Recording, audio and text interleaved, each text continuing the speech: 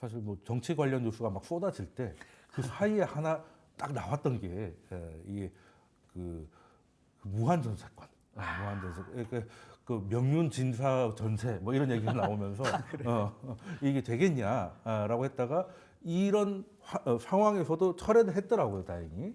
예, 그 정도로 이제 조금 너무 과하지 않았나 하는 생각을 좀 드는데 만약에 이게 일단은 이게 가능은 했던 아이디어입니까?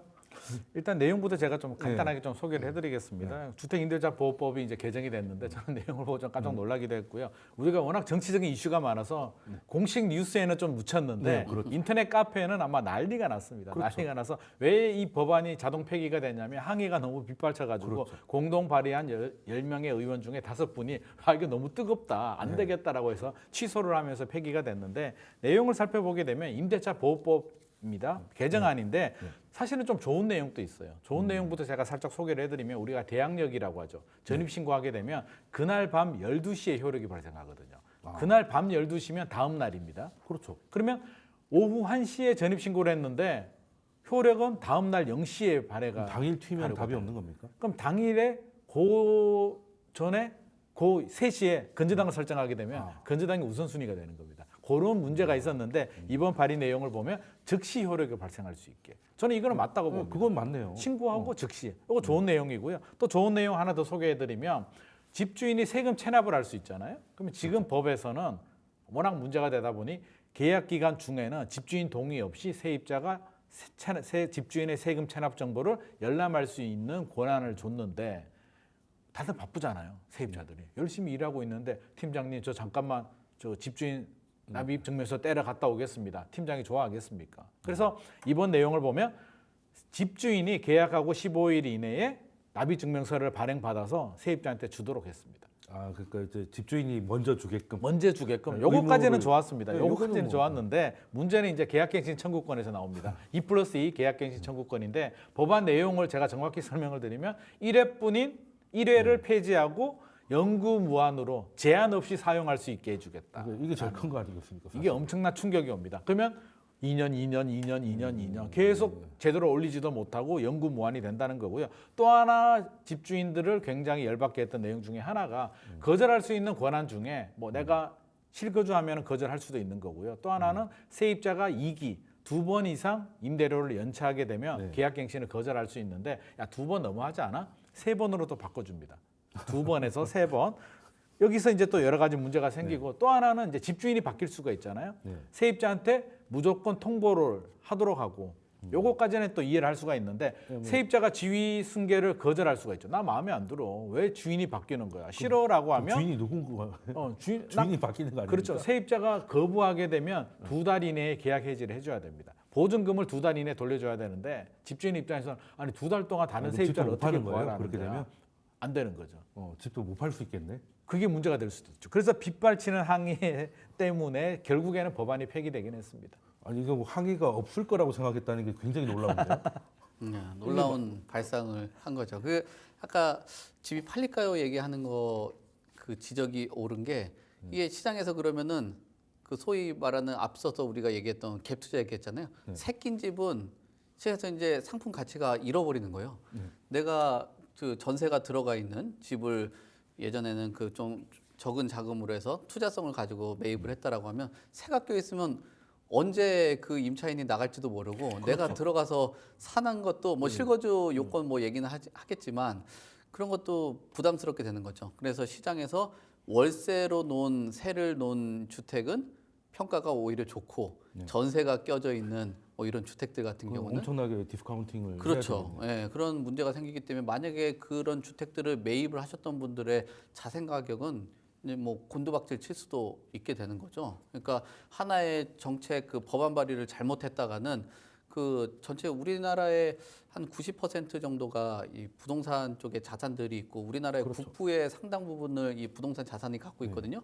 그러면 나라의 국부가 엄청나게 떨어지는 그런 결과를 초래할 수 있게 되는 거죠. 그래서 뭐 주거 안정 측면을 뭐 강조는 했지만 너무 한쪽을 바라보는 그런 너무 외눈박이 같은 시각으로 바라봐서 그런지 뭐 같은 동료 의원들이나 이런 분들이 딱 봤을 때도 야 이거는 조금 뭐 그렇다. 그리고 이렇게 시장에 묻히고 있는 상황에서도 이거는 좀 아닌 것 같다 네. 할 정도면 저도 카페를 봤거든요. 거기는 이제 소위 말하는 지금 당장 탄핵해야 된다 이런 분위기였는데 그 뉴스 나오고 탄핵할 만, 아니, 계엄할 만했다로 확 바뀌는 걸 보고 깜놀했거든요. 예. 그 정도로 정말 신기했습니다. 이게 술자리에서 자기들끼리 한 얘기가 아니라 법으로 냈다는 거는 저는 상식을 넘어서 치료가 필요한 거 아닌가 이런 생각을 살짝 또 하긴 했었는데 이거는 개인의 재산, 이건 위헌 아닙니까? 개인의 재산권을 제한하는 거잖아요.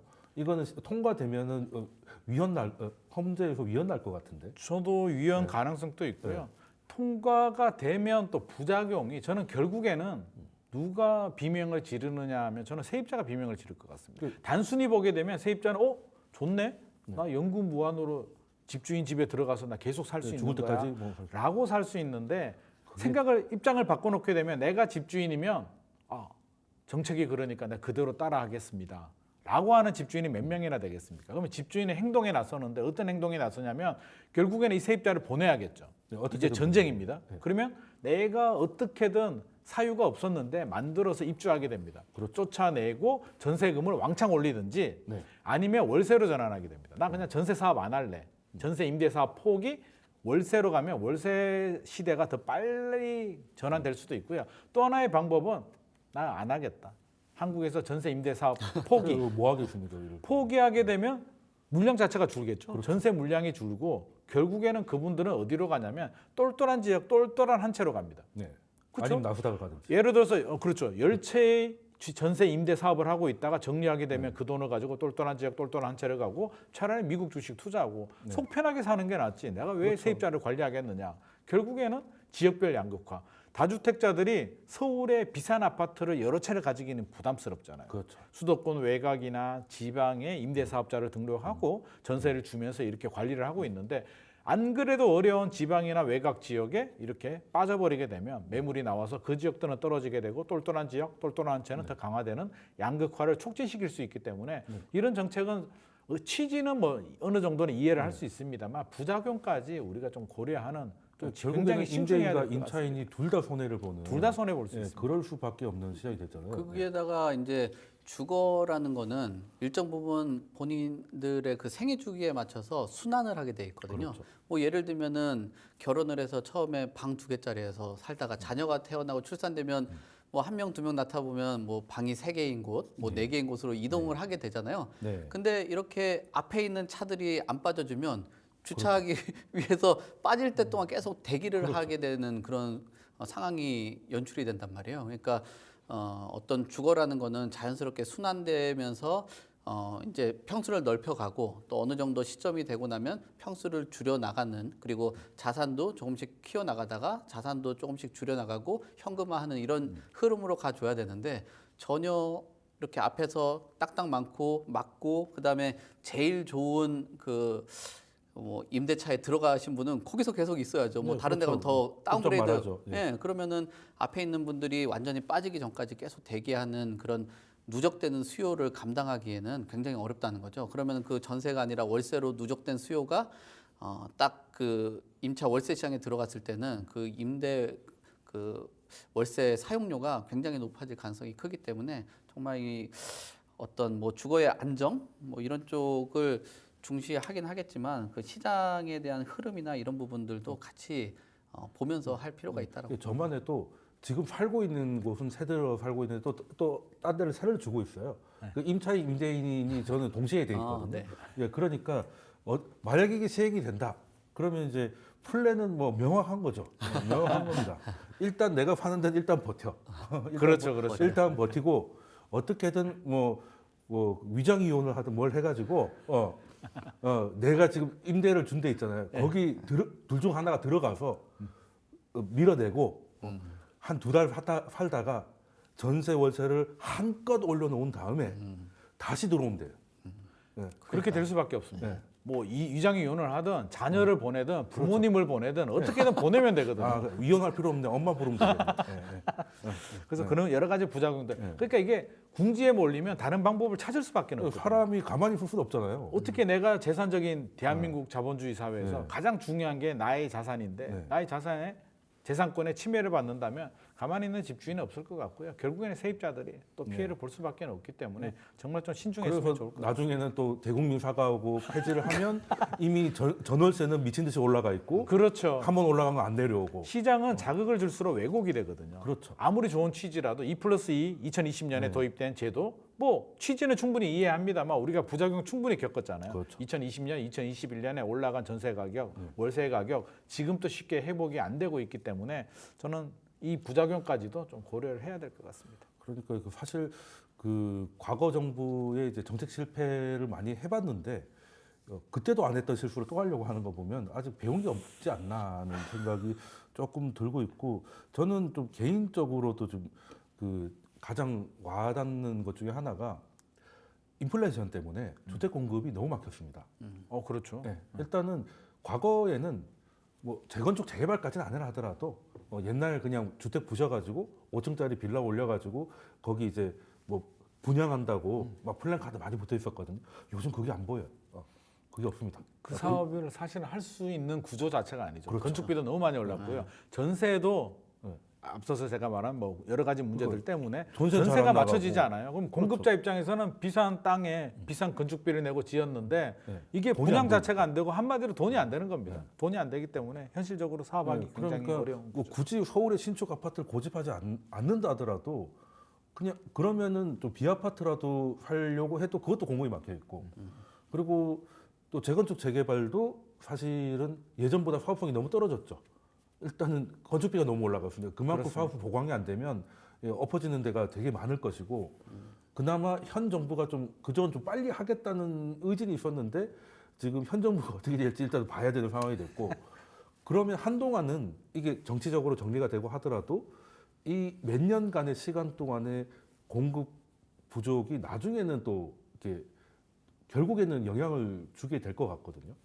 공급 부족 현상들이 상당히 좀 주택 가격의 불안 요인으로 작용할 가능성이 크다고 봐요. 특히나 서울 안에서도 이제 전반적인 그 시세 모니터를 해보면 서울의 외곽 지역에는 대출이나 금융에 대한 그 어떤 뭐 규제가 좀 타격을 좀 많이 있고 또 금융적인 규제가 풀리면 또 그 지역은 가격이 오르는 경향들이 있는데 서울의 중심권에는 공급에 따른 그 주택 가격의 불안 요인들이 많거든요.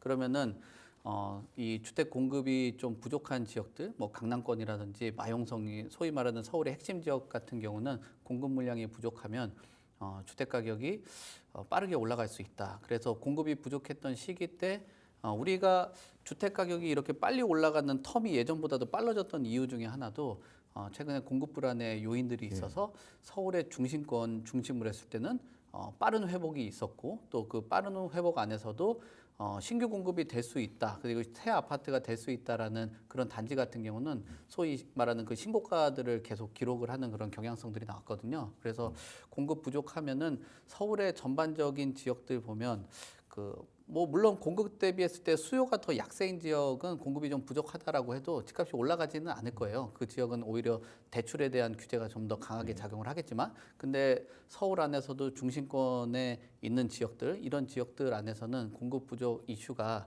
2025년, 2026년 가장 큰 핵심 가격의 변수가 되지 않을까 뭐 그렇게 봅니다. 사실 뭐 부동산도 뭐 특별할 거 없이 결국에는 수요와 공급이지 않습니까? 네. 근데 이제 소위 말하는 상급지는 수요가 탄탄하고 지방은 수요가 약하니까 상급지대는 수요가 어느 정도 변화가 없이 탄탄하니 공급 부족이 조금만 나오면 가격이 확 올라가고 공급이 나와도 크게 빠지지 않는. 네. 근데 지방은 수요가 약하니까 공급이 조금만 과잉되면 그냥 훅훅 빠지는 그런 양극화가 좀 벌어지고 있는 것 같은데 그리고 저는 또 여기서 또 문제가 뭐냐면 지금 서울에 뭐 신통 같은 것들 신속 통합만 해도 80몇 개 정도 되죠. 예. 예, 근데 지금 진행은 빨리 안 되고 있는데 그런데 기대감은 엄청나요 또.